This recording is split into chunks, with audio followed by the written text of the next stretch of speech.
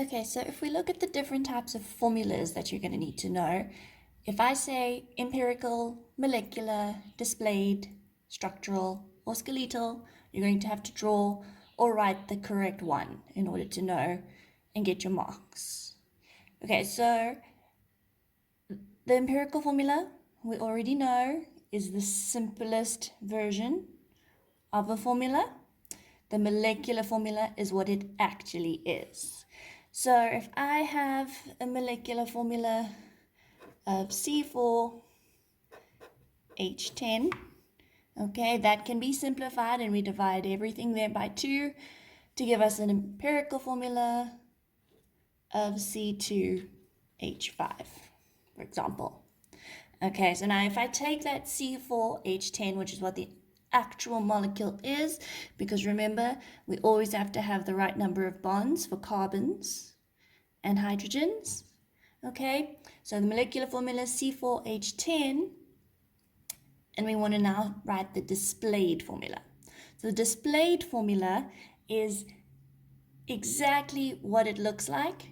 You draw it out and you include all the bonds. Okay, so we have 4 carbons attached to each other. So we draw a carbon, attached to a carbon, attached to a carbon, attached to a carbon. Okay, so now there's our 4 C's.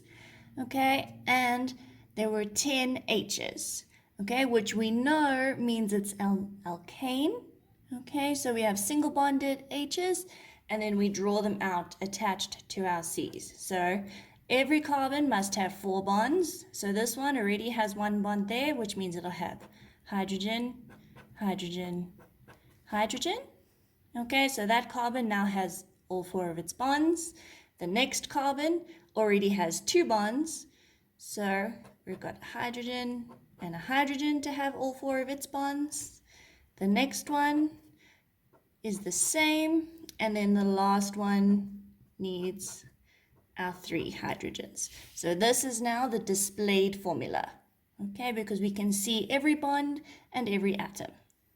Now for the structural formula, we need to take this displayed formula, okay, and we simplify it by not showing the bonds, but we have to show the order of the atoms in there. So the structural formula, we'll take our first carbon atom. So we say we've got 1 carbon and attached to it is 3 hydrogens. So I can say H3. So that is now my first one without the bonds. That is then attached to a second carbon, which has 2 hydrogens. So I can say CH2, which is then attached to another carbon with 2 hydrogens, and then our last carbon with 3 hydrogens. So that will then be our structural formula. So we don't show the individual bonds, we just write it out in the order that it's going to appear. And then the last one, the skeletal formula, we are going to show our molecule, okay, in its form, okay, exactly what it looks like, but we're not going to show any carbons and we're not going to show any hydrogens. So what we do is we draw the carbons as points. So if there's 4 carbons, I'm going to have 1 point, and that is going to be connected to the next carbon, which is then the next point. The third carbon is another point, and then the last carbon.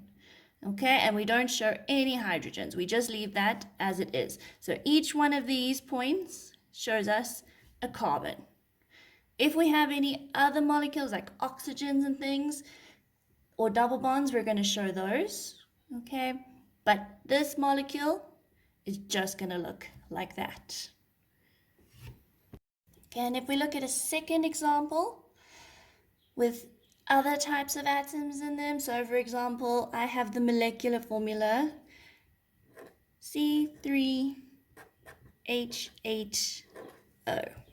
Okay, if I look at that, I can't really simplify it, so the empirical formula will be exactly the same.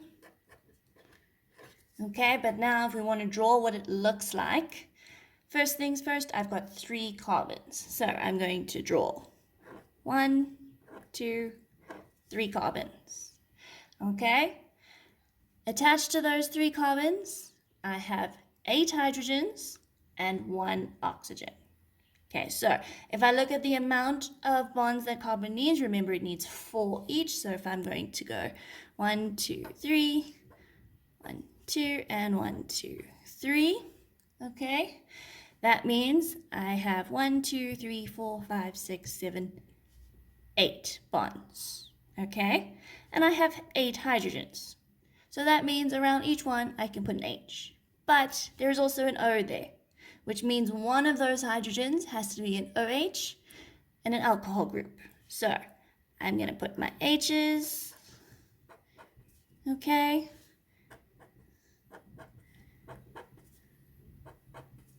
okay, and the OH. Okay, now it hasn't specifically said where that OH group is. I'm just putting it in the middle to show you what we're going to do for our structural formula. Okay, but you will be specified as to where it is. Okay, that comes with our naming of our compounds. Okay, so our displayed formula, remember we're going to show every single bond and every single atom. Now the structural formula, I'm going to do exactly what I did before, show the order but without the bonds. So I'm going to say first one's first, I've got C. And attached to that C is 3 H's. Okay? Then I've got another C. Attached to that C is 1 H and the OH group. So now I show that OH group in brackets, because that bracket then means that this group is attached to this carbon. Okay, and then I have my last C, and it's got 3 H's for our structural formula.